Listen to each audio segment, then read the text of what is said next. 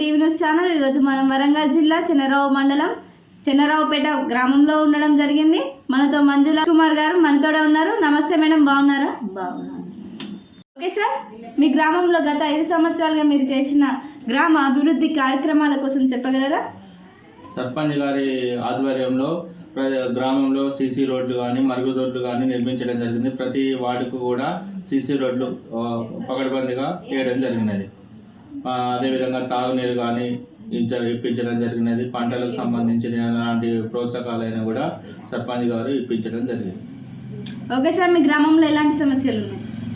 ఇప్పుడు ప్రస్తుతానికైతే కొంత డ్రైనేజీ వ్యవస్థ ఉన్నది. డ్రైనేజీ సైడ్ కాలువలకు, అదేవిధంగా కొంత ఇండ్లు కూడా ఇంతవరకు ఇందిరమ్మ ఇండ్లు కానీ ఏవి కానీ ఎవరికి రాలేదు.